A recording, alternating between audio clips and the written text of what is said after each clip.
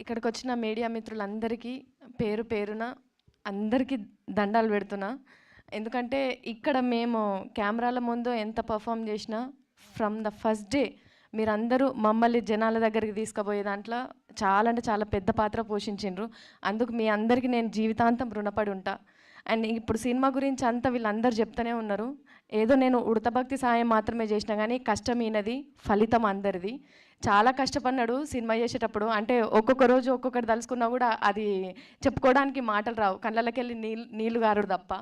So అంత మంచి కష్టం కూడా మాకు ఒక మెమొరీ లాగా ఉండిపోయింది.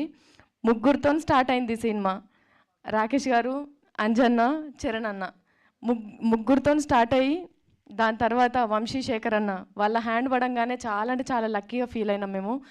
ఆ తర్వాత శ్రీనివాస్ గౌడ్ గారు ఈ ఈ ప్యాటర్న్లకు రాగానే అసలు ఇంకా మా ఆనందానికి మా కష్టానికి ఇట్లాంటి కష్టాలు ఇంకా ఎన్నైనా ఎదుర్కోవచ్చు అనే ఒక భరోసా వచ్చింది. అంటే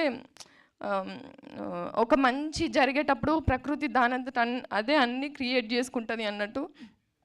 ఈ సినిమా స్టార్ట్ చేసిన దగ్గర నుంచి చరణ్ అన్న అప్రోచ్ అయిన విధానం కావచ్చు, అంజీ అన్న దగ్గరకు వచ్చిన విధానం కావచ్చు, వంశీ శేఖర్ అన్న వాళ్ళు వచ్చిన విధానం కావచ్చు, సినిమా రిలీజ్ డేట్ ఫిక్స్ చేసుకున్నాం రిలీజ్ అవుతుందో కాదో అని చెప్పి డైలమాలో ఉన్నప్పుడు శ్రీనివాస్ గౌడ్ గారు ఒక దేవుళ్ళలాగా వచ్చి మేము రిలీజ్ చేస్తాము అని చెప్పి హామీ ఇచ్చిన విధానం కావచ్చు, మాకు చాలా అంటే చాలా ఇంకా అంటే మేము ఫ్యూచర్లో ఇంకా సినిమాలు చేస్తాం కావచ్చు, ఇంకా కష్టపడతాం కావచ్చు, కానీ ఈ ఈ సినిమా ఇచ్చినంత మెమొరీ కానీ, ఈ సినిమా ఇచ్చినంత రిలేషన్స్ కానీ, అంటే ఇవన్నీ మేము జీవితాంతం కాపాడుకుంటే మాకు అదే పెద్ద కోట్ల ఆస్తి అనుకుంటా.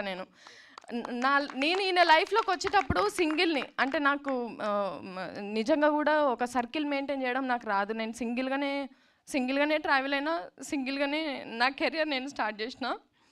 ఈయన లైఫ్లోకి వచ్చిన తర్వాత ఈయన ఏదైతే క్రియేట్ చేసుకున్నాడో ఒక ఆర లైఫ్ లాంగ్ నేను ఈయనకు తోడుండి కాపాడుకుంటే అదే నాకు బిగ్ అచీవ్మెంట్ అనుకుంటా నేను. అందుకే ఈయనతో చాలాసార్లు చెప్తాను, నాకు ఇది సంపాదించుకోవాలి, అది చేసుకోవాలి, నేను ఇట్లా బతకాలనేది నాకేం లేదండి. మీరు సంపాదించుకున్న వాటిని నేను కాపాడుకుంటే నా జన్మ ధన్యం అది అని చెప్పి.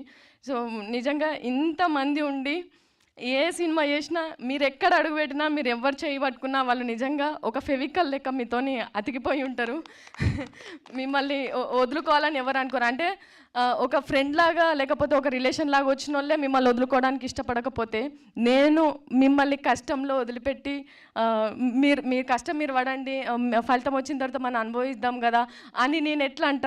అందుకే ప్రతి దాంట్లో కూడా నేను ఉండాలనే స్వార్థంతో ప్రతి మూమెంట్లో కూడా నేను ఉండాలి, నేను ఉంటే కొంచెమన్నా నేను షేర్ చేసుకొని ఆయనకు తలనొప్పి తగ్గించేదాన్ని అయితే కావచ్చు కదా అని ప్రతి దాంట్లో కూడా నేను బిడ్డనేసుకొని తిరుగుతున్నాను అనమాట. చాలామంది అంటున్నారు, అంటే సినిమా ప్రమోషన్స్ కదా చిన్న పాపను పట్టుకొని ఇంతగానో అది చేయడం అవసరమా అట్లా అని చెప్పి.